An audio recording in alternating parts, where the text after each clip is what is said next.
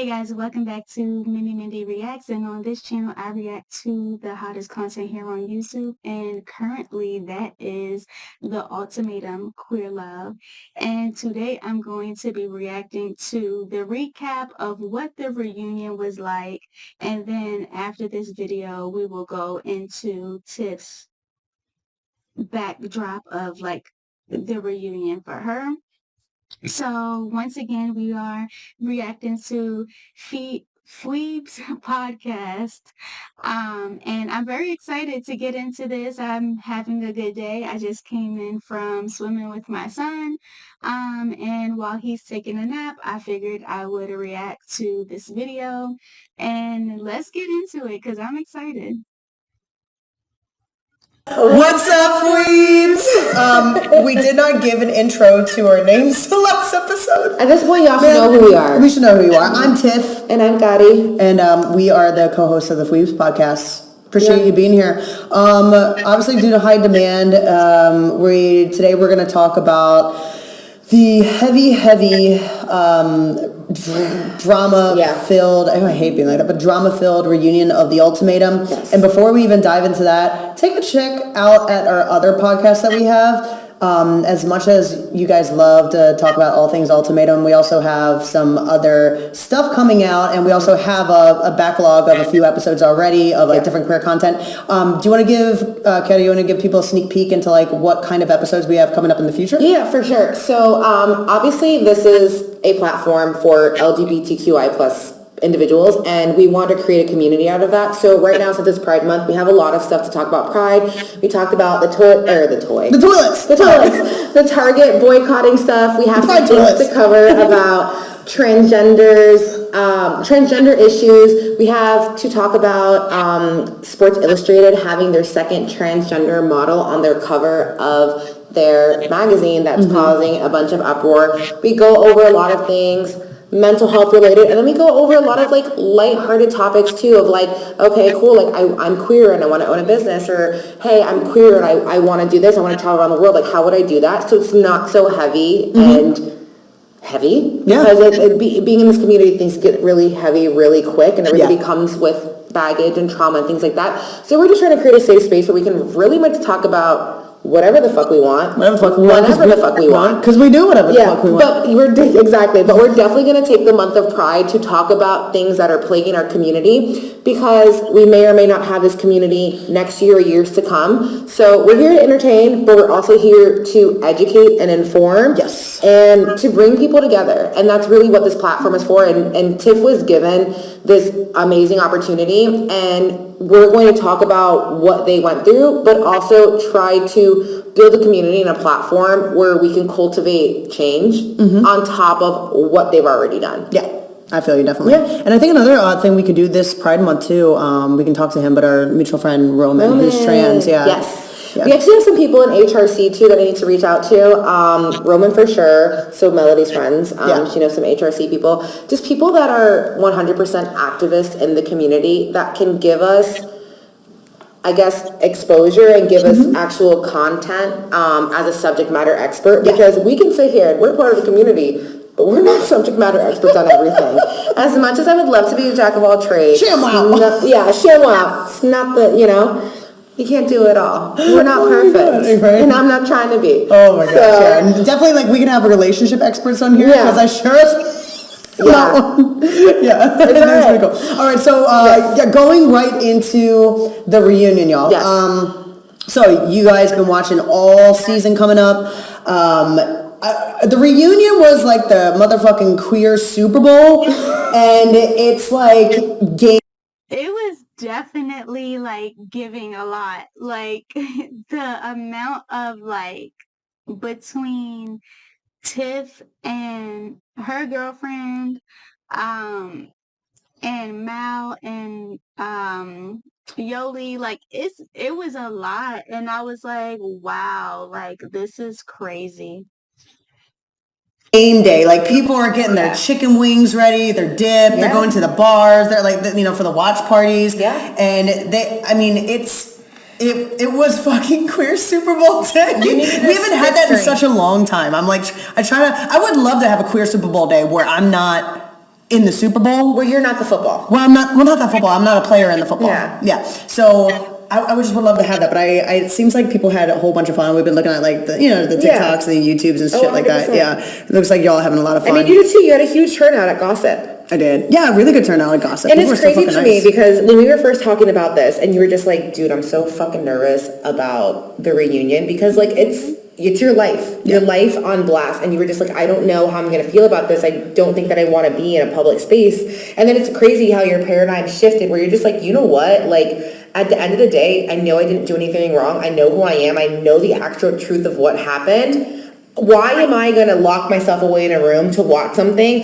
I'm just going to go and be with people that love me for who I am and supported me through this journey. Yeah. And it's interesting too, because I know a lot of people's perceptions totally change when you actually meet a reality person in person. 100%. Like, at first Vanessa was like kind of like scared or whatever, but she was telling me like when she saw people in like person, their perception completely changed. So a lot of it's just like, people talk shit behind a keyboard. I'm like, arthritis on your fingers are a real fucking thing. Like keyboard bangers. Keyboard bangers, baby. But yeah, it's interesting how like everything changed. They're like, wow, like, like that's how I am a lot of times when I meet like celebrities, like I'm like, damn, they're cool as shit in person, So it just, I would take it with a grain of salt, everybody. 100%. But they are diving into our relationships. Just like a side note, I kind of wish that like they had like better lighting because that black wall is fucking lit. And I kind of wish they had better lighting to like really like show this wall. But the black outfits on top of the black hair, the black wall, is giving very dark. And I kind of wish they had more lighting to light it up some.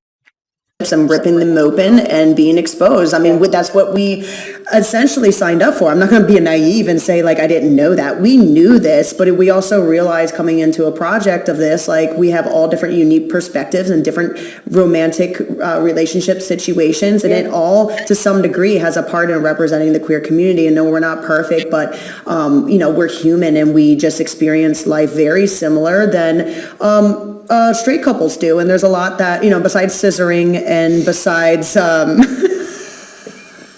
little flower thing. Scissoring is not real.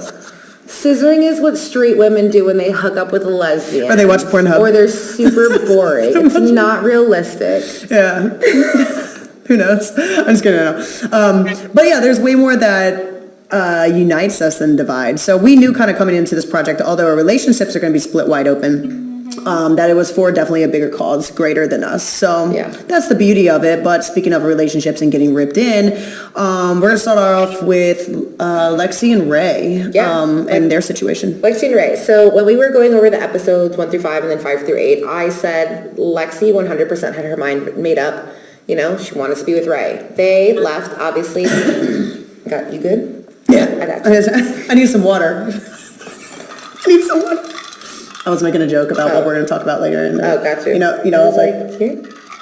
Are you okay? Do you need some water? Are you good? How's your healing? Okay. Yeah. Anyways, so Lexi and Ray, they left engaged, right? Reunion happens, and then obviously a Pandora's box out of nowhere. So they're happy, they're engaged in the reunion. They had the ultimatum-ers on one side, the ultimatum givers on the other side. What are we going to call these people? Ultimators? Ultimators? Ultigators. Ultimators. So they're Ultimators and gators. They're split up, right? So Ray's on one side, Lexi's on one side. They're engaged. Okay, who's the gators? The givers or the gators? The givers are the gators. The givers or the ultigators? Yeah, ultigators. Okay. Yeah. And then the ultimators are the ones that were given the ultimatum. Being thrown tomatoes at. Yeah. Okay. So Ray is ultigator is Lexi. Ultigators Lexi. Yeah. So they were engaged. During the reunion. They were like, we're happy, whatever, blah, blah, blah, blah, blah, blah, blah. Yeah. Mic drop, bomb. Lexi said, fuck y'all bitches. I'm going out with the truth. Literally goes on live on TikTok. This is my new girlfriend. What's her name? I did see that. I didn't see this particular live that she's talking about. But when you are looking up like shows, or you have like favorite castmates or whatever, other castmates pop up like on your For You page, and I did see that she was with somebody else, and I was like, what the fuck happened? Like on the reunion, they made it seem like they were so in love, and like they were traveling together and like all this bullshit, but like now they're not even together. So I don't know what happened. Remember, Zinc? Zinc. Oh, that's I think it's Zinc. I don't know. She's named after a vitamin or some shit. Zinc. Zinc or right? Well, must be doing her right. So. Yeah. The vitamin must be doing her right because she seems super happy. Zinc. Yeah, I know. Lexi seems super happy. So she does 100% happy, and it's crazy too because, like I said, we are so used to seeing you guys on Netflix. Like that's the only perception that we had of you, unless we knew you way before the Ultimatum happened and we knew you as an individual person. So we've only seen Lexi from one dimension, and that was with Mal, right? Yes. And that was also with Ray. Right. That we saw her in two different ways, and then we saw how Lexi was also on her own. So at the reunion. So to see Lexi with a whole completely different person, immediately after it happened, you're kind of just like mind fucked. You're blown away. And then you're just like, oh shit, she's in love. She's happy. Like maybe she's not in the cupcake phase. Maybe this is just how Lexi fucking is. And she found her person. The person that is reciprocating all the things that Lexi wanted and needed. Yeah. So more power to you. Love you. I'm kind of curious when Ray did I don't know, just people's assumptions. When Ray did Clear the Air in a video, I think she mentioned something about like, I could be wrong. Fuck if I am wrong. But something about Lexi making different lifestyle choices or something. Like she made that very apparent, I think, in the interview. I don't know. I feel like for me, it's been super quiet and radio silence on Ray's side. Like they'll do like voiceovers and they'll do like the trendy audios, but I have not come across that video. Oh, okay. So I need to do my due diligence and look for it, and then I'll definitely give you all my 2 cents. But for the most part, I feel like Lexi's been more than open. Yeah, more than open, yeah. What's going on. Yeah, and I'm glad they're actually, any breakup that comes, it sucks. It hurts. But they seem to be handling it pretty well. Like, everyone seems to be handling it pretty well. Especially if it was mutual. Like, we don't know what the hell happened. Oh, yeah, that's right. I'm sorry, go ahead. Was it mutual? Well, okay, so on that Clear the Air thing, Ray does say that her and Lexi sit down and they have a conversation together. So they were adults. They had a conversation and they kind of were like, this isn't working for either of us, regardless of how much time, money, energy, effort we have put into this and sacrifice. It might not just be yielding what either one of them needs. And at that point, you choose to walk away. Yeah. And that's it. And while we were at Gossip Girl, I was doing the viewing party. Yeah. It was a big turnout. And there were a couple moments where it's like in the super queer, like the queer Super Bowl, where like there were fumbles, like, like a fumble.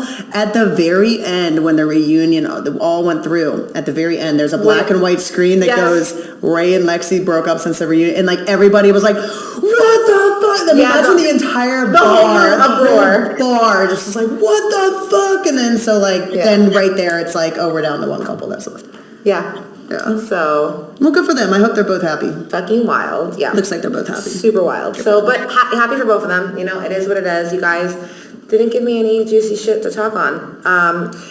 Moving into juicy topics. Well, that's good. I mean, I'd rather have it that way. Yeah, no, for sure. I wish I had it that way. Yeah. Right. Juicy topics. Okay. Yoli and Mal. Mm-hmm. Mal, you a Virgo. I fuck with Virgos. Virgos is where it's at. That's just it. That's all I gotta say about you. You don't gotta explain yourself to nobody because you, me, and your facial expressions do it for everybody. That's it. That's all I gotta say. Mal, keep doing you. Do what you're doing right. Do what you're doing. You'll find whoever it is that you need to find when you need to find them. I really fuck with Mal, and I followed her on TikTok too because like she's just like hella funny. But then also when she was like what her dating life is gonna be like in 2023 or whatever, I was like, baby girl, you don't have to worry. They, them, she, her, I was like, she don't have to worry because I'm still trying to get used to like the pronouns and stuff, y'all. But I was like, she definitely doesn't have to worry simply because her cup is about to run the fuck over when they realize when all these lesbians realize that she's single. So. And they'll come. It is what it is. I saw like some meme thing. And Sorry. you didn't watch Love. Sorry, there's hair on you. There's hair on me? Yeah. Oh, there is hair on everybody. I got. It's for my dogs. Oh, okay. Yeah. Oh, Mia. Yeah. Mia. Mia. Just kidding. No, bad joke. I don't even know what else I'm talking about. Mal. Oh yeah, that Love is Blind 4 had this person named Marshall that had the funniest fucking, I guess I'll put a picture right here, that has the funniest facial expressions, and then like they were put up right next to Mal, like comparing, like they had the same facial expressions. Yeah, that's funny. Yeah. What would be better if they were both Virgos? That would probably be even better, because it's like a Virgo thing, because the faces that Mal was unaware that they were making are the same faces that my ex used to make, and I'm just like, is this a Virgo thing? Like, are you guys just like this? Like, what is happening? Yeah, what the fuck is going on? So, okay, so now we're talking about, so Yoli, okay. Yoli. Girl, I liked you in the beginning, and then that 100% dissipated, and it's sad, because as a Latina, you want to support other Latinas.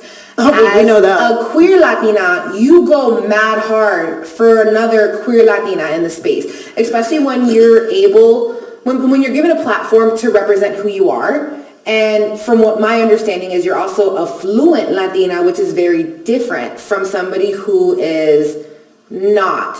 And so for me, I had this perception of who you were, and I liked it. And as the episodes progressed, as I saw episode 5, 6, 7, and then 8, and then the reunion, your approval rating went to fucking absolute shit with me. And I'm pretty sure with a lot of other individuals as well. Like, you just come off as a liar, you come off as sneaky, you just... She comes off as giving very, she wanted Mal and Xander too at the same time, and she was going to try to play them both in order to be happy, because she technically was getting what she wanted from two people, and that's what like blew my fucking mind, because like if you didn't want to be with Mal, you could have just let Mal go. If you truly didn't see yourself in a long-term relationship, or you couldn't let go of Mal, you could have let go of Xander. Like, it really just gave that she wanted to try and have her cake and eat it too, and she was very sneaky and manipulative throughout the whole shit between Xander and Mal.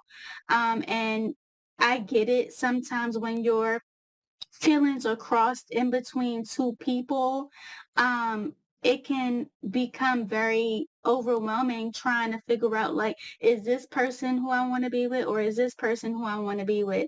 And ultimately, you have to do what's best for yourself, but you don't fucking hurt people in the process of trying to do that, especially when they're both understanding of the fact that this is an experiment, and we're here to not only find out what it is that we want, whether that's with ourselves or with other people.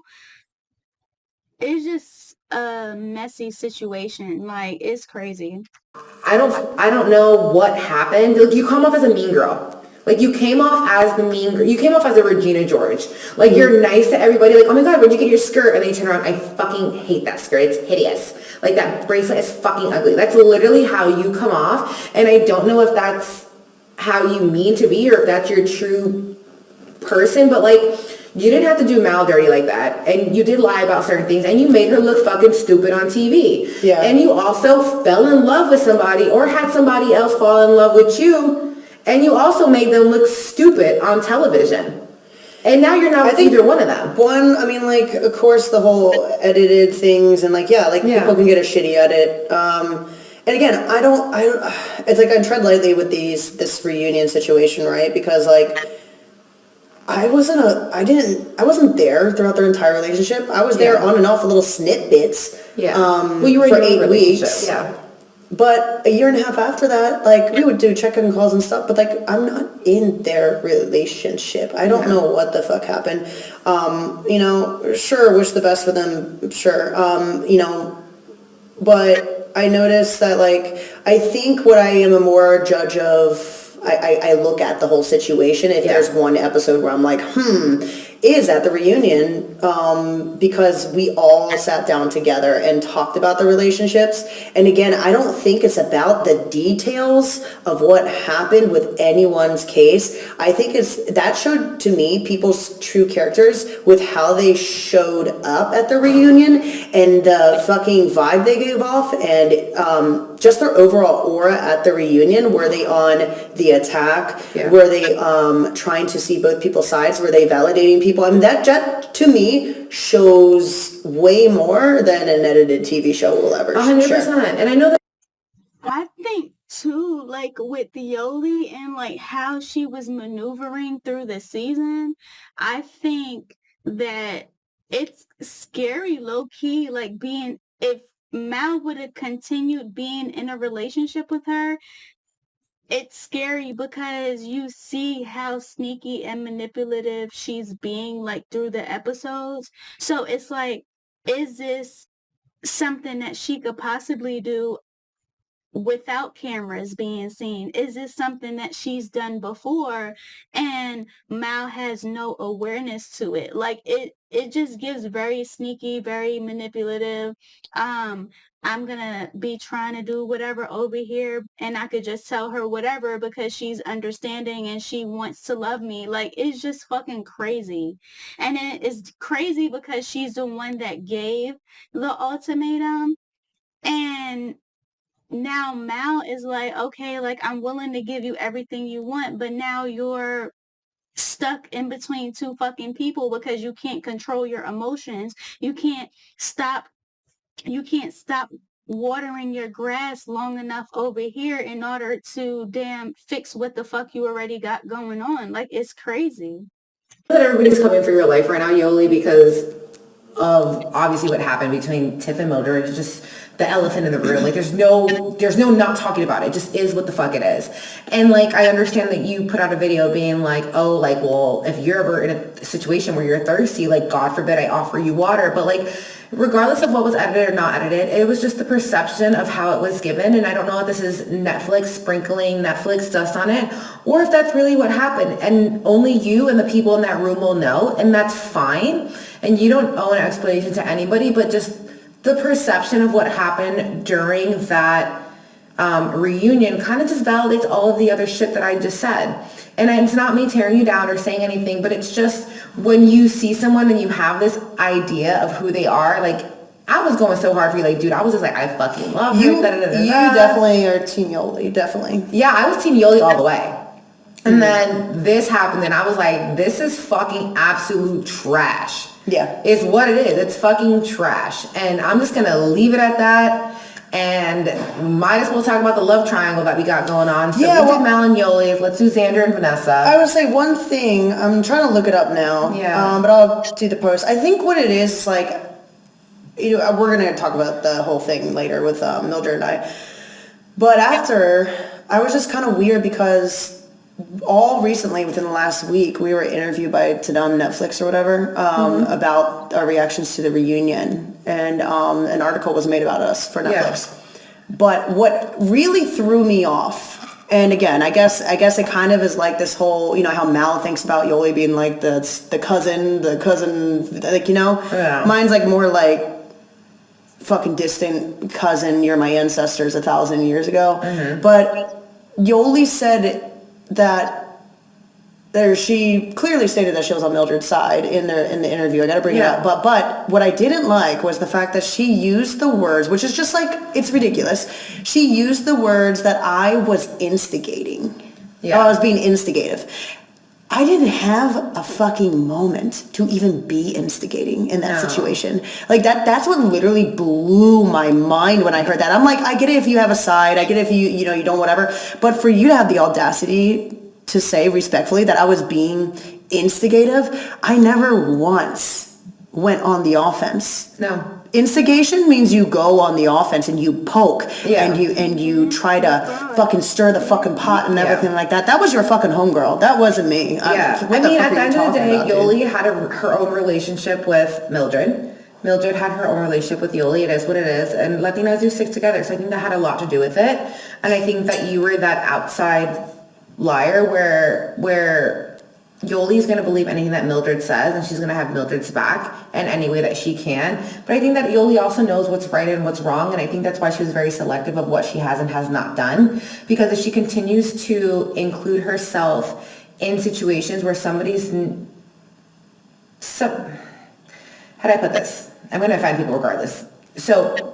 with somebody who has a reputation that they have currently, because that is who they are. That's not, it wasn't an anomaly. That's just who they are as an individual.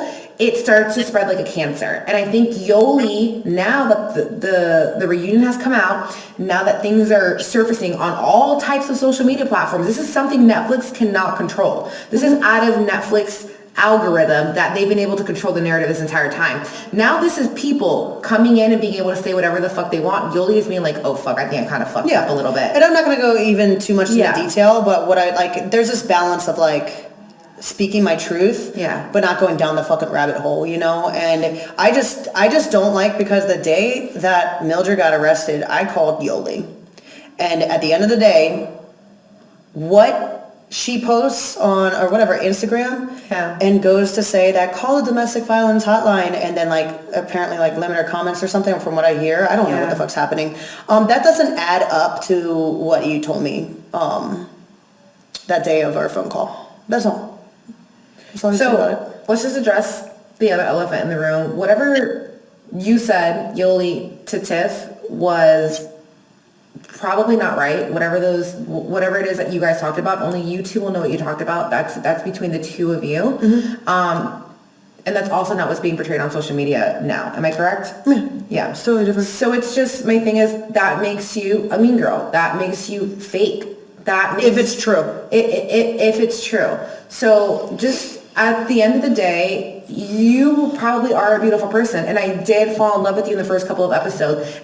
And that's very telling about like Tiff, because Tiff could have truly been like, you said X, Y, and Z and blah, blah, blah, blah, blah on now her own public platform, but she's still choosing to protect Yoli. So it says a lot about her character, because she doesn't want her to be bashed any more than what she is. And she's also just letting it be what it is. Like, so, I mean, she's still protecting her, even though everything has been said and done and finalized. And I was rooting for you, and this is just from one Latina to another Latina. Figure your shit out, clean it up, because if you continue to hang out with certain people, or you continue to put yourself in certain situations, all you are doing is limiting yourself to who you could be, and limiting experiences and other contracts and other things that could bless your life based on who you hang out with, because you're choosing to be around another individual because they are Latina. So that's just it. That's just all I'm saying, because at this point, you can just kick arepas and pupusas off the fucking island for me. So all of them. It's just what it is. We're gonna veer into the other love triangle. We're gonna go into Vanessa and Xander. Vanessa, baby girl, my love, I have apologies for you. You were so cringe about her. I remember you called me on the phone while I was in the car. So pissed. You called me on the phone while I was in the car, and you were like, I just fucking like her. This bitch Vanessa. I think I called her a cunt, oh my God. To be quite honest. And you think that Caddy, being my friend, like my close friend, you think she would take my word for it? Or like, most people on this cast, I give the benefit of the doubt, because I would want them to get the benefit of the doubt, because it's all rough process we went through, and it's all a shit ton of things, and you see edits, and you see all this stuff. So I'm like, okay, we're good with each other. Now, there is certain things I'll call bullshit on, right? But for the most part, I'm like, all for it. So just like Vanessa, like she calls me, she's like, this goddamn bitch, what the fuck? And I'm just like, it's okay, like breathe. And she's like, I can't. I'm like, so I do not influence Caddy's opinions whatsoever. Tiff did not. So like, Tiff is 100% accurate. I literally phone called Tiff to not even shit talk Vanessa, to shit on Vanessa, because the poor girl, I don't even know her from a can of fucking paint, and I was like, this fucking cunt, and Tiff, because we had this mutual understanding that regardless if we're friends, like, we were not going to cross the NDA boundaries with Netflix. Like, it just is what it is. It's unprofessional to fucking do. And I understand NDAs from a military standpoint and from a healthcare standpoint. So I respected it. So I remember Tiff was like, Karina, just, you gotta just chill. Like, just wait. You need to wait about what, I'm like, I'm not fucking waiting. My mind is made up. Like, I'm sorry, Vanessa. I'm sorry. I just was so upset because I saw kind of like a little bit of myself in you, and I was like, why is she being so stupid? Like, I was so upset. I think a lot, and then it goes back again to the whole, it's not even, let's just say everything that happened on the Ultimatum, episodes 1 through 9, let's just say every single one of them that you saw, all the scenes and everything, let's just say all that was 110% true. It has been a year and a half. A year and a half. And not even between what happened between that year and a half, but like, how the fuck have you grown? How have you shown up? How do you communicate that to the world? Like, that to me speaks so much more volume than that. And I think what we've seen in Vanessa's character, and not character, but person, and even how Xander speaks, like, of course, like, you know, they're going back and forth with each other and everything like that. But like, you see Xander's demeanor, like, Xander don't want to hurt nobody. No. Vanessa don't want to hurt nobody. It was the growth that the two of them had separately and together as a couple that decided to call it quits. And I think that's really what resonated with me, only because, like, I guess you can call her the one that got away. I mean, I guess, like, I was in a situation where I had the perfect partner and I kind of got scared and I kind of fucked it all up, which is kind of why I think I was so upset with Vanessa in the beginning when I called her like a baby lesbian. Like, why is she doing this? She has this perfect person in front of her. And it's because I'm looking at it from a perspective lens of something that I have done. And then it got cringy and I was like, she's being so dumb. She's being so stupid. And then when it got to the last little bit of episodes, you literally, Vanessa does a complete 180, like complete 180. And it's not that she never was a good person. It was just when you have your mind made up about somebody, like, every little thing that they do is on a microscope, but you were on a microscope and you chose to be the bigger person. You chose to be like, you know what? Like, I am probably ready for marriage. It's just not going to be this person. And the way that you guys spoke to each other with respect and dignity and love, and you kind of just laid it out all on the table. When you and Xander were having that conversation, you were like, you know, in another life, like, maybe we could meet. I literally bawled my eyes out. Yeah. I told you, I was literally bawling my eyes out, because I think that it also, everyone has that one person that, like, got away or whatever the case may be. I thought I was never going to have one, and here I am at 30, I have one. You know, I fumbled the bag hard on that one, but it's fine because I have my little Jenny baby here. But I was going to say, how does Jen feel about that? I'm honest with her about it. It is what it is. It's not that I ever want to be in a relationship with them ever again. Oh, okay, got it. But in that moment, I fucked up. Oh, okay. That's all. And I can reflect and I can talk about it. And I'm not stuck on it. It just is what it is at this moment in time. It just is what it is. And that's never going to happen again. And that's my thing. It was just the way that you guys both spoke to each other with compassion. And it was like you said earlier, a breakup is shitty no matter what. And I feel like the way that you guys spoke to each other just, again, spoke volumes. It was beautiful. It was sad. It was sad, but it was also like, okay, like, it was needed. Like, it needed to happen. A sweet, not a bittersweet, it's a sweet and bitter. Yeah. A sweet and bitter moment. A sweet and bitter moment, yeah. I was going to say also that, like, right after the show, Vanessa, like, I don't know if I have that feeling about Vanessa, because, like, I think for me, like, once I don't like you, I don't like you. And and the way they portrayed her on the show was, like, very, like, manipulative, and, like, the way she was, like, talking to Xander, telling her to fuck off, and, like, and being, like, so controlling, like, say you love me, Xander, like I was saying in the last episode's recaps, all of that was, like, very cringy to me, and, like, very controlling and very manipulative. And even during that sit down, I couldn't separate how I truly felt by what was presented in the show of her.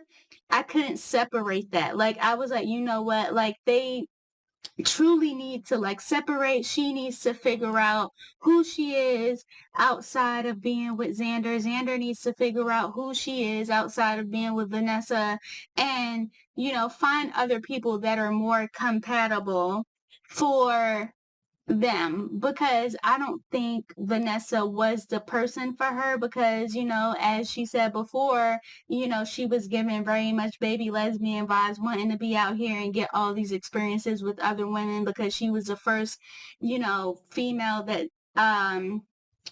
Xander was the first female that she's ever been with, and like all of that.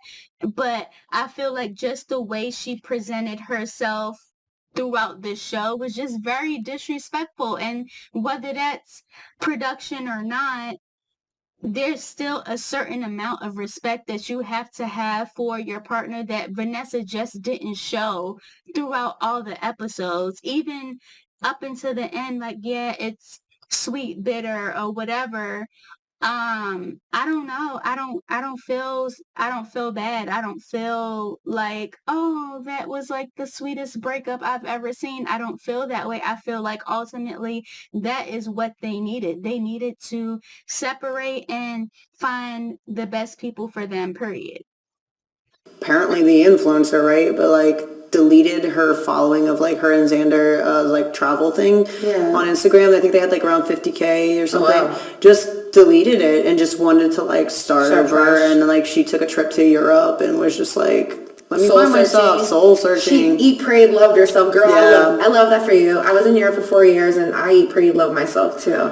Yeah. And then Xander. I love Xander. And Xander, this is me shooting my shot to you in a non-sexual fleebs way. We have a friend who's military, constantly has to go to Hawaii, so I'm just going to hop on a flight one day with them. They're a married couple, and we're going to just meet in Hawaii and do what we do best. Show up with some snacks. I'm sure she'll invite you in. Some snacks. Yeah. You know? And Zeta, when I go to Hawaii, my hamstring still hurts from the splits that I did in Mexico. I was on the dance floor in Mexico, and I just flat out did the fucking splits. Yeah. I think I pulled what's called my semitendinosus, and I had to look that up. And I did not go to like physical therapy for it, but it still is not fully there. All right, so we need a good Xander stretch on the beach. Yeah, or a massage, a Xander massage. A Xander massage on with the oils. Beach. You know, you should start an OnlyFans. That just is probably what you should do. Just do that. Yeah. What if Xander had an OnlyFans, but instead of like Xander like being naked or with half with clothes off or whatever, they're stretching clients. They're stretching clients, and all Xander's doing is just massaging like other women, but like close-ups. That's it. Honestly, Xander, you would make a killing. You know how many physical therapists would follow you? Just my sister is going to be a DBT. It's like physical therapy, ASMR. Yeah, and like I would be like, oh, that's how you do it. But get like really good mics, and so you can hear that the fascia, like the little and the muscle and everything. Put on the oils, being like, you know how like.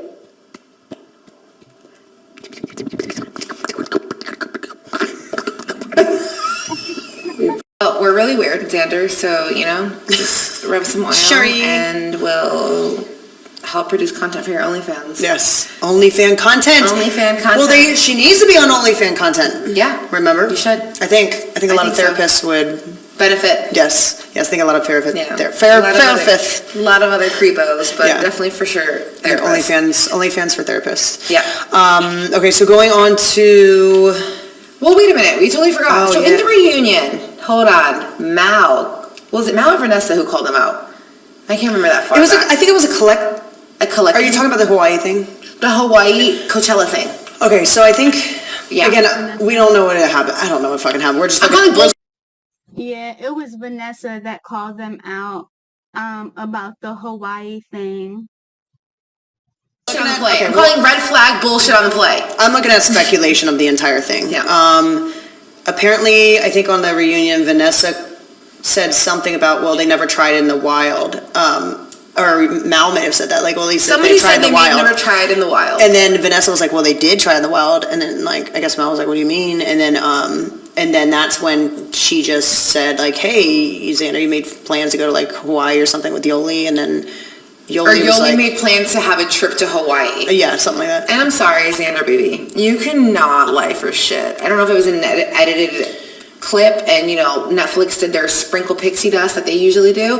Well, no, I think this is post-reunion. Oh, you're talking about how to... No, during the reunion when they talked about it, when the camera flipped to you, Yoli was like, what are you talking about? Like, playing dumb. And, like, Yoli, you don't really lie well either. You kind of just... get caught raw and tell the truth. Okay. So they were. No, I was giving my reaction to. Okay. Yeah, like That's right. You know, That's right. And then they were just like, what do you mean? They're like, I was casually saying I'm gonna take a trip to Hawaii. Like, either you said it or you didn't say it. And you meant it or you didn't mean it. It was one or the other. But don't be like, I don't recall. So much time has passed, like amnesia. Like, that's not how the fuck it works. Gaslight. It is what it is. And then the whole Coachella thing, like, I'm calling bullshit on the plate. Ain't no way y'all went to Coachella with your butt cheeks hanging out on motherfucking drugs after the love spiral whirlwind y'all fucking had on air with Netflix and ain't do shit. You know what? To me, that could have happened. That could have happened. You just don't know, right? We'll never know.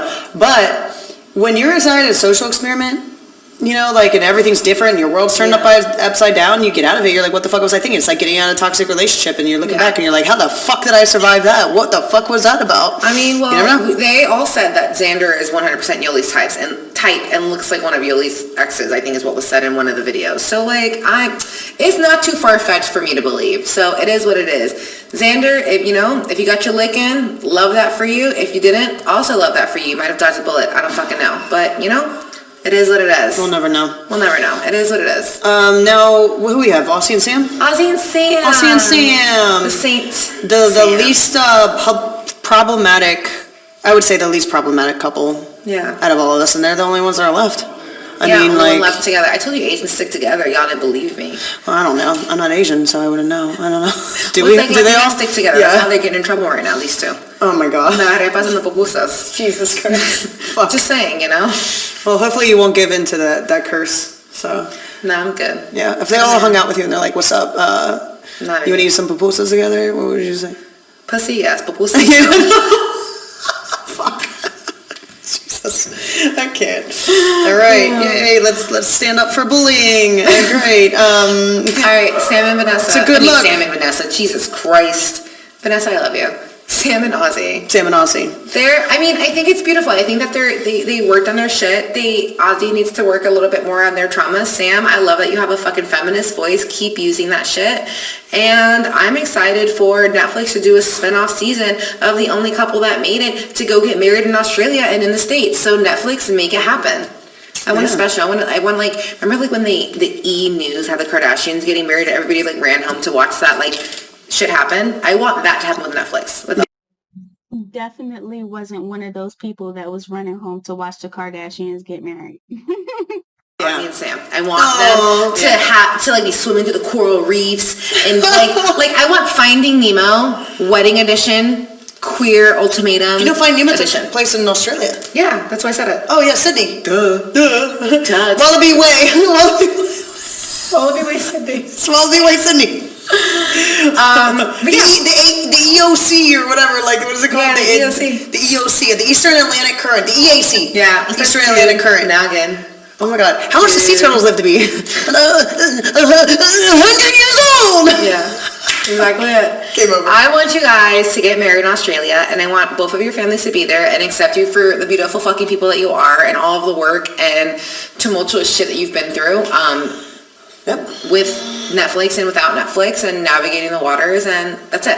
I just wish you guys nothing but the best, and burn that cardigan, Sam. That's it. From episode 2. From episode 2. I love it. Yeah, because you're hot.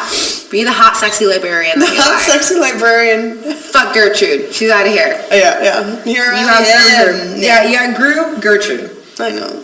Yeah, Bertha was also up on that list too. Yeah, Bertha. Yeah. So that's it. That's all I gotta say. Love you guys. Can't wait for the wedding. Let me know. Send me the registry. Sounds great. Apparently I'm invited to the wedding. Fuck yeah. I think that was on the reunion. People said that. They're Vanessa and Tiff's invited her. I didn't even fucking watch it. Yeah. I don't know. Yeah. Keep the good people in your circle. Yeah. Now insert awkward moment of silence before it's up to my turn. Beep, beep. I feel like I said addressed the elephant in the room 3 different times today, but that's kind of just what it is. And at this point, we're getting a Brazilian wax, and we're just ripping off the last strip of hair. So let's just rip it off, Tiff. Tiff and Mildred, let's just rip it off. Yeah, and we'll go into this a little bit today, but I am planning to also release a video statement. I don't know which one of these will come out first. I think it's the video statement, so you might have already listened to it, seen it. If you haven't, I do, it will be out. So just be on the lookout. That's separate. That's something I want to dive in just one-on-one. Make sure I have my word. I did see it, but I haven't watched it yet. Because I wanted to do the episodes first and then the reunion and then come back and circle back to that to see what all exactly happened and what the statement was really about. Right, make sure I'm given that opportunity to speak, which clearly was taken away from me. So that video clip that it's your side of what happened, correct? Yeah. Mm-hmm. Okay. Yeah. So regardless of what's going on in social media, regardless of people's opinions, regardless of who's posting what on what platform, at the end of the day, when you go through something, it can be super draining and it can take a lot out of you and it can just eat you up inside and you just can't continue to defend yourself video after comment after. It just creates too much animosity. It creates too much confusion. It just creates too much internally for one person. This is just me speaking because I've been through a very similar situation that Tiff has been through, and I kind of see where you are right now, and I went through the same thing a year and a half ago, and I don't ever want to feel like that ever again, and I know where you are, and this is just not speaking on behalf of you, but as someone who's walked through life, and I feel like you should have that say of being like, I'm not going to defend myself anymore, but I'm just going to put out there what I have to say and get it off my chest, because at this point, that's it. Like, I just want to be done with it. I want to release the toxicity. And I just want to be myself again. Yeah. And it's not fair. And I think people that, aren't educated on narcissism, it's just everything is taken so out of context. Yeah. And so, it's just such a complex issue. And actually, I was talking to someone today, or was it yesterday, and we were just talking about everything, and it's just interesting that, when it comes to cases of, DV or, extreme emotional gaslighting abuse on reality TV, I think that our situation that happened at the reunion put the cherry on top with all of that stuff. Maybe Love and Hip Hop one, I don't know. I think Love and Hip Hop has something on us, but other than that, actual deep, intricate relationships and complex relationships, that was it's hard to be on one side and be that was the ugliest thing, but even people, everyone's just dude, that's the ugliest fucking thing I've seen. And it's at the end of the day, this is what I will say. I had a choice to go back in the reunion and sit down, and I'll go more into that into the video, but I've been trying to defend myself of so many different things for so long, and I will go into certain accusations that she did say, not for my sake, for my peace, but I know I have an army of people who have been abused over and over again in relationships, and they need to understand and seek validation themselves to see that, you know what, because Tiff isn't fucking crazy, I'm not crazy either. Yeah. So that's why I'm speaking up on this. Trust me, I just want to fucking ride the fucking wave. And another point I want to make out is that I notice a lot of people are like, oh, they're toxic as fuck. In the very beginning, they're toxic as fuck. Yeah, we are toxic as fuck. We were a very toxic as fuck but relationship. You don't see that when you're in a relationship like that. Yeah, of course. You don't see it. It's like a weird veil. You know it's not good, but you don't know how bad it is until you take a step back or you're not in it and you're like, what the fuck just happened? Yeah, but you're right. I think when it comes to a toxic couple, there's a difference between being toxic and being abusive. And research, all I'm saying is that research shows over and over and over and over again that in majority of fucking cases, there always tends to be one abuser in a relationship that has power, that instigates and uses their entitlement or tactics like victimization and everything in between that for their power, and everything underneath is trying to be seen, trying to be heard, trying to feel like they're not fucking crazy, and there's this power dynamic, and I mean, like, again, in this video clip that I'm going to be releasing and everything, I'm going to hopefully use it as a way to educate people on the basics of narcissism as I go through my spiel. And at the end of the day, you see patterns, and it's not about what happened. That's the bigger picture I'm trying to say. All of those accusations, which I'm going to go over again, not for me, but for the people that need to be felt heard in their abusive relationships. Regardless of all of that shit was true that Mildred put out me at the reunion, it's how you fucking went about it. Yeah. If all that shit was true, and let's just say I was engaged to someone like Sam. Yeah. She would have never done you that dirty. Did me that fucking dirty. No. And even if she did say, hey, Tiff, from my experience, you know, instead of saying, you brought fucking this, and I don't talk over me, like all this bunch of shit where she went from 0 to 100. Yeah, like, I remember this, and you know what, it really hurt when you did this at this, like, girl, you went... Everything's about her. I broke up with her 4 months prior to that. I broke up with her in September 2022. Yeah. I left her for a very fucking valid reason. And it was not the initial arrest report that y'all saw. That's not it. It happened again. And at the end of the day, regardless of what happened, let's just say every accusation, which by the way, you just gloss over the fact that of DV and flip the fucking narrative and flip the fucking table to say shit about me.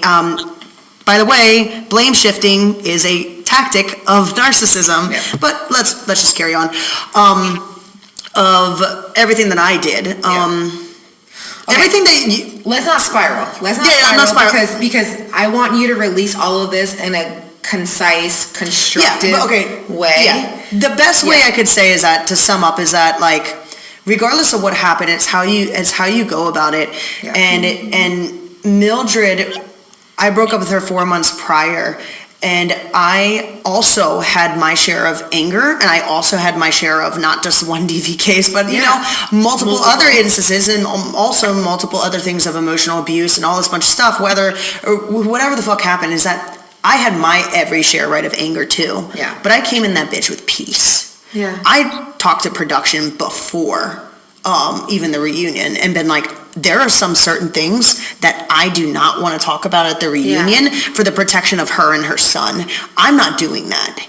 And it's just, you're a good person and you're not trying to blow up her spot is what it is. I'm like, it's the balance of production when I was telling production. I don't know how to say my truth without throwing her under the bus. So I actually came in very gently, and that's when you saw me talking about Shiloh. And she just she asked about the dates. And then I already knew when she asked about the dates, I want to make sure I get my dates right. I already knew.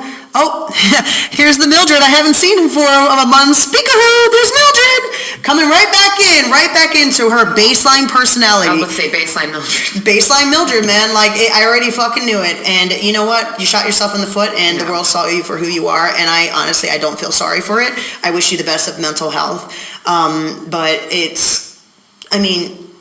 that's who she is. It's just sad. It's just sad to see, because at the end of the day, you are Latina and you write about being a Latina and you go so hard about being a Latino, but also too, you create this constructive narrative around, people already joke around and they say Latinas are crazy, Latinas are this, Latinas are that. Like, yeah, we're full of spice, we're full of this, we're full of that, but what you do is you give a negative representation of Latinos in the queer community, and that's not everybody. Everybody goes through their toxic stage, but like, my thing is, like, you're an older woman, you have a child, you're a mother, be an advocate in your community, represent your community in a positive light. And I think that's just what it is. Like, it's just like, okay, cool, like, now all the other Latinos are like, okay, cool, like, papusas and arepas, but fucking cuckoo not crazy. Like, that's just how all Latinos are, and that's not fair, because that's not a direct representation of us all. Mm-hmm. And you did us a disservice with acting the way that you acted. And it at this point, it just is what it is. And I feel like if the roles were shifted and everybody was in that reunion and Tiff was the one that had that, Tiff was the aggressor, everybody would have been flabbergasted, like, just because of the masculinity. And if I was a man, if you were a man, like, you would not be doing brand deals, you would not be doing reviews, you wouldn't be doing any of this, you would not be given a platform to talk about anything. You would be so canceled it wouldn't even be fucking funny. I mean, there is a lot of people that are saying, like, like, you know, when that pupusas and... Yeah, the thing I keep referring to. Arepas? And arepas review came out or whatever. Yeah, like, why are you giving someone a platform? And, you know, at the end of the day, it's none of my business. I can't change anything. I'm not going to fucking argue about it. But, like, at the end of the day, everything that you think that you have, like, when it comes to whatever you have, I don't know what it is. I'm not going to sit here and fucking try to prove every fucking thing, because again, learning about narcissism and educating myself on it is that you can never win with a narcissist. No. And I'm going to have some resources, by the way. If you're on YouTube, I'm going to, and on Spotify too, there's going to be links. I'm going to have resources down here to educate yourself, because you might be in a relationship like this too. Yeah. You will never fucking win. No. I could put out all the evidence that I have of everything that has to do with her son, anything else. And at the end of the day, she will still find some sort of victimization. I'm not here to fucking throw her under the bus. I'm not here to go off on that. But what I will say is that, like, it just doesn't, it will never line up to just what you think is valid. It won't. Or what actually happened. Because there's going to be a lot of context that a lot of people don't know. But what they do see you is for who you are and how you're showing up and continuing to victimize yourself over and over again. It showed in the show, love. Like, it showed in the show. A lot. And let's just... And that's what I was saying too. Like, you can't be the person to do the crime and be the victim at the same time. Like, that's not how that happens. Like, you can't be the aggressor and the victim. Like, that's not beneficial to anybody. And that whole reunion clip was so fucking overwhelming, because, like, Tiff didn't get a chance to say anything because she just kept talking over her and accusing her of this and accusing her of that, basically blame shifting, like she said. It was a lot. Let's just give it a benefit of the doubt that it's edited, okay? You showed yourself at the reunion. But you can't edit someone's words. Like, the problem that I have is, and I've been in a situation exactly like you, Tiff, where my ex was the aggressor, was a narcissistic, abusive liar, who also... we had a bunch of issues with DV, all on their side, and then when I left, had to get restraining orders, not just one state, but 2 states, to protect myself from this person, mental health issues or whatever, that don't want to be addressed. And it has to do with the same trauma that you've gone through, Mildred, and it sucks. But, like, my thing is, like, their mom left them, your mom abandoned you. It's the same shit. You know, you have, like, that not oppressed. You have this feeling inside of you that you can't work on, and it's a trigger and it's a trauma for you, but you see it 100%. Like, you downplayed so much stuff, or you blew out of proportion things that were so minute that you didn't have to blow up out of proportion. And what's happening is, in the beginning, people felt sorry for you. People were like, oh my God, I'm giving her the benefit of the doubt. But as the show progressed, it's like that benefit of doubt, you went back and you're like, I'm going to take this penny back. I'm going to take 5 cents back. I'm going to take this quarter back. Because what you did is you continued to dig yourself a grave throughout the entire season. And then we got to the reunion, and when they brought up the police report and you dead ass sat there, I threw a picture frame and glass one with a straight fucking face and glass went everywhere, and I threw a pet gate, like, diminishing that it was this heavy ass, you know, dog crate gate thing. Meanwhile, at the top of the stairs. Yeah, down with force. Police report will say that. You know, and it's just like, fuck the police report. At this point, you don't deserve to give her any more energy than what you've already given her. It's just the fact that you then spin and you're like, oh, eyeliner. Like, I don't even wear eyeliner. Bitch, you had eyeliner on the entire fucking episode. And I also wear eyeliner. Yeah, and you had eyeliner on during the reunion. Like, it's just like you pick and choose and you kept going and going and going and going. And you did not stop. Like, you have no off button, and you don't know when enough is enough. And my thing is, baby girl, at this point, do you? Well, and also, like, just don't represent the Latina community in that way. That's all I'm asking. I think that, you know, if we're going directly what happened at the reunion, again, I'll talk more about this later, but if we're actually saying what happened at the reunion, she told me to, like, basically shut up the entire reunion. Like, you know, again, that's the thing. I didn't want to come off as low and as dirty as her. Yeah. And but you I knew her in that way. I knew that I knew that interruption and all that was something that we worked on during the fucking show, and I'm like, okay, I'll let you talk. But I never had my chance. But Tiff, be fucking for real. You talked enough, Mildred. You talked enough for everybody. You talked enough for Sam, Ozzy, and everybody else put motherfucking together. Yeah, I think just, yeah. At this point, like, there's nothing more for you to talk about. What I didn't, I'll be honest, I'll be very honest, what I did not like is when she admitted throwing the dog ate it. She already made me shut up, I don't even know how many times at that point, right? Yeah. And I just started letting her talk. She was on accusation number fucking 3 or 4. That thing lasted about like a good 8-9 minutes straight. You guys may have saw like 4 or 5 minutes of it. It was like double the amount of time, if not triple the amount of time. 2 minutes of it. It's fucking wild. But, you know, I was gaslit the entire fucking time. And then what pissed me the fuck off, like, again, not trying to shame anyone, but telling my fucking truth, I finally spoke up and interrupted Mildred, because at this point, I can't even remember accusation 1, 2, 3, and 4. And now you're saying stuff about, oh, I threw the dog gate at you.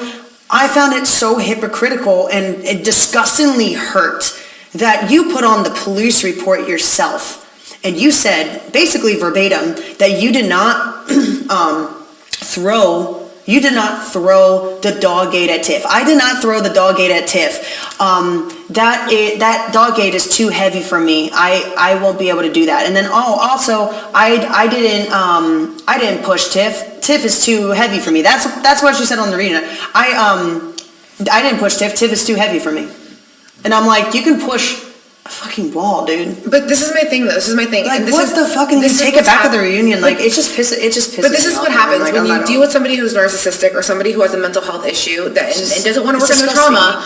My thing is, she already knew it was going to come out. Like, Mildred's not fucking dumb. She's a hustler. She's strategic. She knows what the fuck she's doing. She's a mom, so clearly she can keep another human alive. She's not dumb, you know? She might do stupid shit, but she's not dumb. Yeah. You know? Just call it what it is. She knew that it was going to come out, and what she did is she got on the tail front of it. It's like when Congress sleeps with somebody they're not supposed to, or has a fucking affair. What do they do? They come out with an apologetic letter, and they sit there and they go, I apologize to my wife. I apologize to my kids that I may have offended. They don't regret anything that they fucking did. They were going to stick that dick in the pussy no matter what, and that's exactly what you did. You took that police report and you ran with it, and you did exactly what you were supposed to do to then flip the narrative on yourself. And it just is what it is. Even the sorry video, or like, I apologize, I take full responsibility, and then you flip the narrative and then say reactive abuse. Do you even know what reactive abuse is at this point? Because if you said,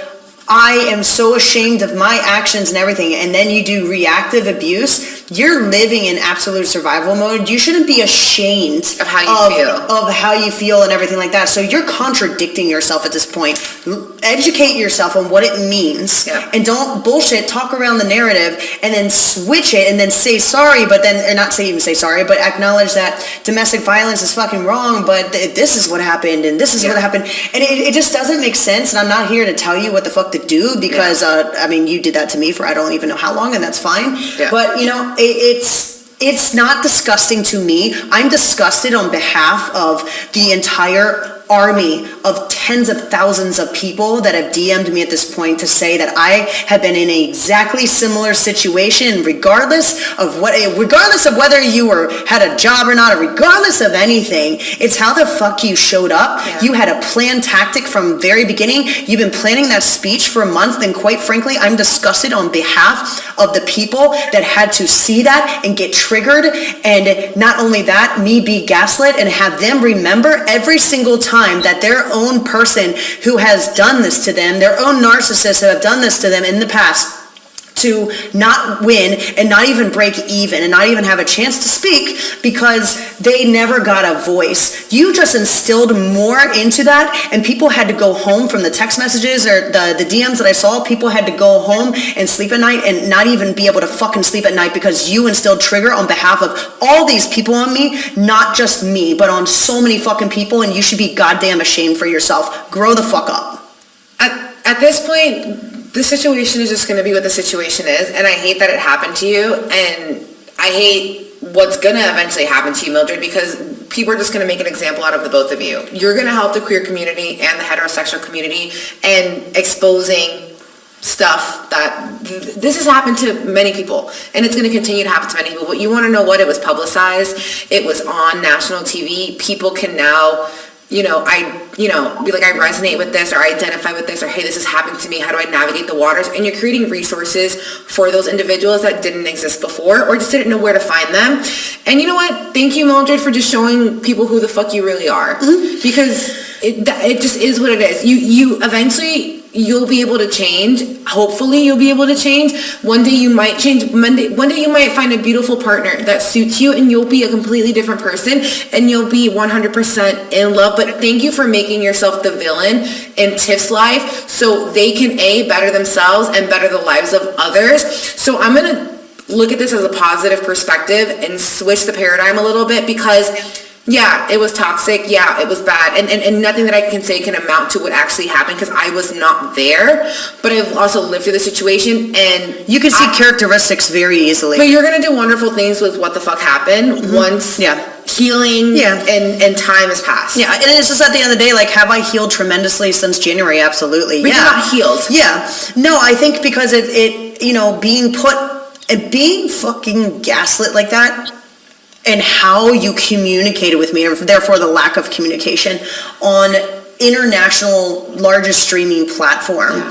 I am human, and regardless of how much I've been over you, because I haven't had feelings with you for months prior to breaking up with you, I had to relive that. I had to relive your relationship on the reunion, and then I had to relive that again when the show came out. And it's disgusting to me. And like being gaslit and not even knowing like what the fuck is going on. Even just now, like I'm still so confused with words. That's part of the healing process. You are always confused with how that even happened. How you allowed yourself to be with someone like that for so long and not even see it. And that confusion, it causes damage to the brain. It causes damage to your prefrontal cortex, your fucking amygdala. I mean, like literally you're in constant fight or flight mode. And that's like gonna be a whole different topic I'm gonna go into. But because of that, Karina and I drafted up something that I actually kind of want to read out loud that depicts my overall feeling about, because I can go on a word for word. You cannot put into, it's hard to sum up relationships in general, right? Any relationship. And when you put your relationship in the international spotlight, and now you're dealing with DV and narcissism, it's hard to explain that in a nutshell to people. You can never do it. And I think just my intention of everything, yes, I'm fucking pissed. I'm pissed, yes. But at the end of the day, I'm not gonna stoop as low as you and try to ride you and ream you the fuck out as much as you did with me. I'm not you. I'm not Mildred.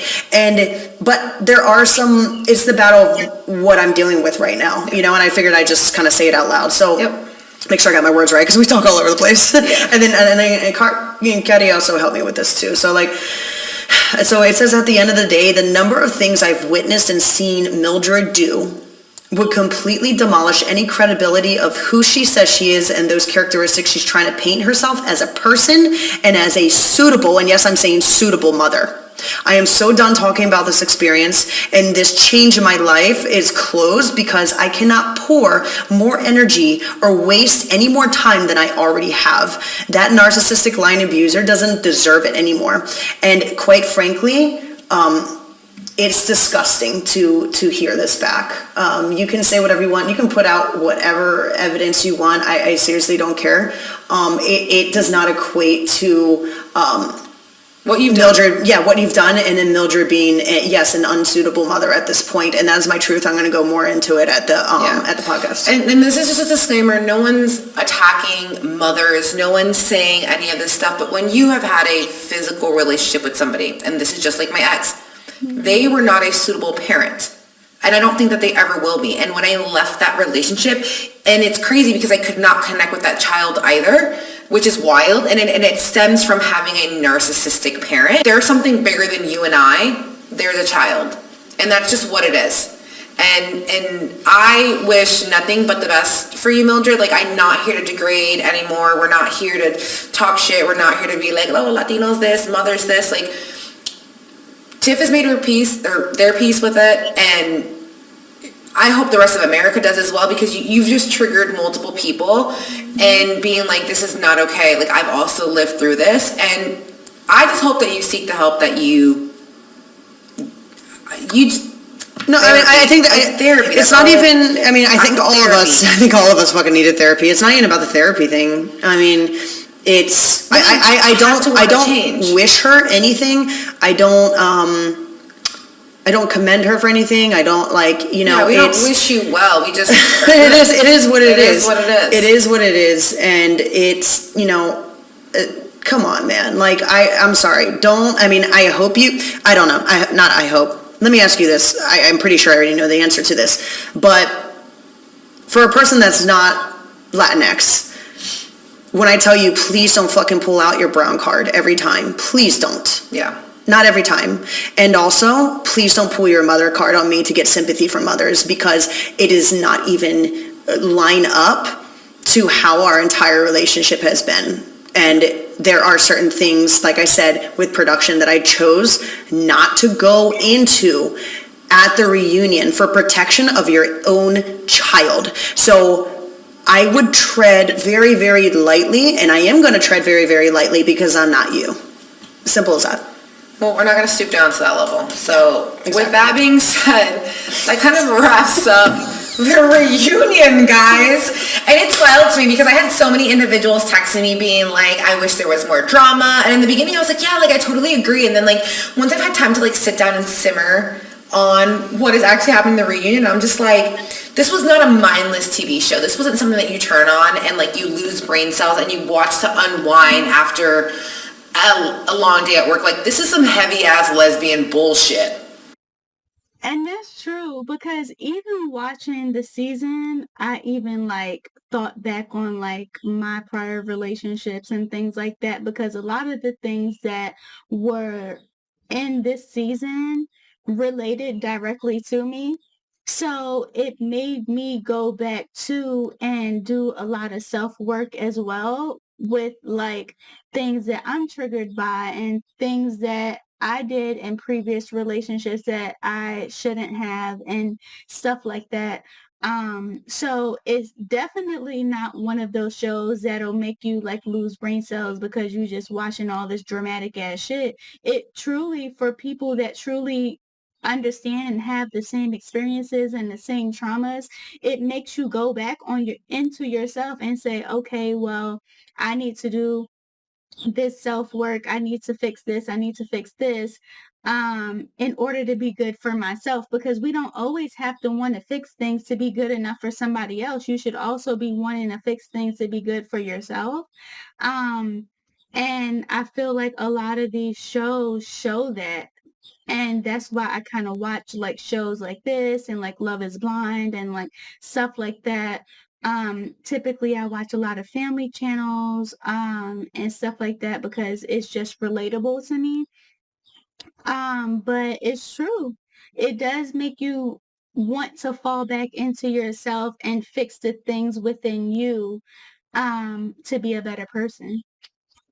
It just is what the fuck it is. And the amount of emotional damage that has happened and that has been caused throughout the series, and it's just, it brought up a lot of things that were happening in the community that need to be addressed and need to be talked about. But for the most part, like, it was drama filled and it was drama packed, and for other individuals that have never gone through something like this, they probably don't see the connection or the correlation to it. But for individuals that have gone through it, like, we just hope you never have to go through it to understand why this show was so impactful inside of the reunion and why we had this clusterfuck of a reunion. Oh, yeah. One more thing. Reunion overview of this episode. I'll talk more about that. The one last thing I want to hit before we go. Yeah. You're like, yeah. We were going to wrap it up for 15 minutes. Oh my God. The one last thing, I'll go more into it on my thing. But in a nutshell, because I'm making sure those people that see that and then don't watch the other part and all that. The rent situation. Y'all have to realize right now, that at that point in time, I was 9 or 10 accusations in. when you are trying to process one accusation and then you're like trying to find the words for it, and then all of a sudden it's another and you're trying to say the words for it, and then meanwhile you're being gaslighted in front of potentially millions of people at this point. You get to a point where you're like, what the fuck? Like, what? Like, you're questioning your own reality at that point, and you're like, what the fuck is actually happening? Yeah. And not only that, you're questioning, like, what the fuck do I address first? Like, do I address this Sprint situation? Do I address the board games? Do I address, like, you don't know what to address because it's like all this shit that, like, has been either bottled in or things that she made a list to bring up to be able to do this. Like, you don't know what to address first. And I feel like ultimately that's what her intention was. Like, if I say, oh, she did this, she is not going to know what to address first because there's so much shit that needs to be addressed at one time. It blindsided me when she said rent. It wasn't about the rent. It was about utilities. And it went right over my fucking head. And utilities are like, I don't know, $150, $200 a month. And the only reason I brought up, not even told her, but asked, is because I'm like, hey, do you want to split the utilities where you pay for 2/3 because you have your son and then I have me and I'm going to pay 1/3, is because I was paying for the internet bill all by myself. So the internet bill is $60 a month. And so I'm just thinking in my head, is that a way that we could be to square up? She took that shamed me for it, for simply asking, which I thought was fair at that time, and then decided to never bring it up again, and then bring it up at the fucking reunion 8 months later. Again, research, typical narcissistic behavior. I just think that if you're splitting rent 50-50, regardless if you have a son, we were splitting rent 50-50, and I have a job. And all you were doing was trying to make up the money. You were like, okay, cool, like I'm paying for Wi-Fi, you're paying for utilities, but take a little bit extra of the utilities because it's you and your son, so it matches up to what I'm paying. Mm-hmm. That's all it was. And that was to my point that I made earlier. Sometimes, all the time, narcissists will take something that's minute and flip it around, blow it the fuck up, to fit their own narrative. And the same thing with something... Clearly we're trauma-informed, Carrie. Yeah, well, we both fucking went through the ringer, so there's also that. So thanks to my narcissistic abuser, Typical, and it's down to everything, even down to It's wild. Mine was white, yours was Latina, and now look at us. Thriving. Yeah, it's, like even down to the financial bank accounts and stuff like that. Everything. Like, think about it. If I was so financially dependent on Mildred, why would she want me to have our bank accounts joined so I can just use all of her money? I don't know, just the whole situation doesn't make sense to me. It's so bizarre. Well, I can't wait to listen to your side of the story. Your side of the story. Yes, my side of the story. Yeah. I probably already said 1/6 of it, but here we are. That's going to drop on... The teaser. Yeah, that's going to drop on Sunday, so I feel like it's going to be really, really good. And like we said before, like, clearly we're both triggered. Clearly we both had a lot to say. But as for the cast, like, you guys showed the fuck up. You guys represented the queer community, the good, the bad, and the ugly, and... We're all gray. Yeah. We're not villains, we're not all this, like, we're all fucking gray, dude. Nobody's a villain. We all have our shit. There's just some that I choose not to converse with or not to have in my life, and that's my choice. And there's others that I will, whenever I see you, especially Vanessa, I'm sorry, I will open you up. That's not what I meant to say. I will... open my arms up to you and give you the biggest hug in the world. Or the legs. Yeah, oh my God. No. Anyway, on that note, we're done. We're done. We can't go anymore. Yeah, we can't go anymore. I'm emotionally exhausted. Yeah. But what type of summer is it? Hot queer summer. Stay tuned for the rest of the episode. Yay. Bye, guys. Bye. See you. So that was the end of this, and I will be reacting to Tiff's solo video tomorrow. So I just wanted to come in and say thank you so much for watching. If you love these videos, please like, comment, and subscribe because I am trying to get my channel out there in the most way you can help me do that is by interacting with my channel. So I hope you guys enjoyed this video. I love you guys so much, and I will see you guys in the next video.